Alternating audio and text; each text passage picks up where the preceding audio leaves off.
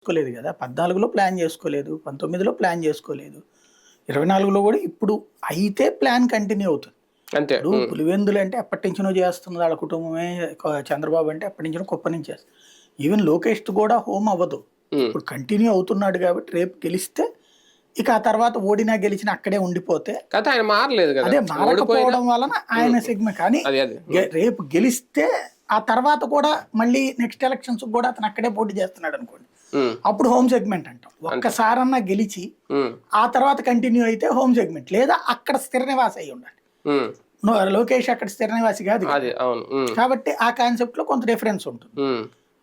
అయితే మంగళగిరి అసెంబ్లీ నియోజకవర్గం వద్ద అనుకుంటా ఉండవాలి. అవును అంతే. కాబట్టి తాడికొండ అవుతుంది అనుకుంటా మళ్ళీ అది వచ్చాడు. కాబట్టి మంగళగిరి నియోజకవర్గంలో ఉంటే అది కొన్ని సొంత ఊరు అయ్యా గెలిచినా ఓడినా మన సొంత ఊరే అంటాం. ఇప్పుడు నాది విజయవాడ సెంట్రల్, నాది విజయవాడ అనేది ఇక అది హోమ్. నేను పోటీ చేసేదే ఉండదు కానీ అది నా నియోజకవర్గం అంట. అట్లాంటిది కావాలంటే ఈయన అక్కడ ఉండటం లేకపోతే గెలవడం అనేటువంటి కాన్సెప్ట్ ఉండాలి. పవన్ కళ్యాణ్ వచ్చేటప్పటికి ఇప్పుడు ట్రైల్ వేస్తున్నారు. ఈ ట్రైల్ సక్సెస్ అయ్యి ఆ తర్వాత ఇక ఒకసారి గెలిచాడు అనుకోండి ఇక మారడు ఆయన. గెలవకపోతే క్రిందసారి టైప్ లోనే ఉంటదిగా, భీమవరం గాజువాక టైప్ లోనే మళ్ళీ ఇంకొక సేఫ్టీ నియోజకవర్గం కోసం ఎత్తుకోవాలిగా. అప్పుడు కుదరదు కదా. కానీ ఆ ట్రైల్ కూడా ఆయన నమ్ముకున్నారు అనుకోవాలా? ఒక బాబు గారినో ఒక వర్మనో నమ్ముకుని పిఠాపురంలో దిగినట్టుగా ఉందా? వర్మనే ఏం నమ్ముతాడండి ఆయన?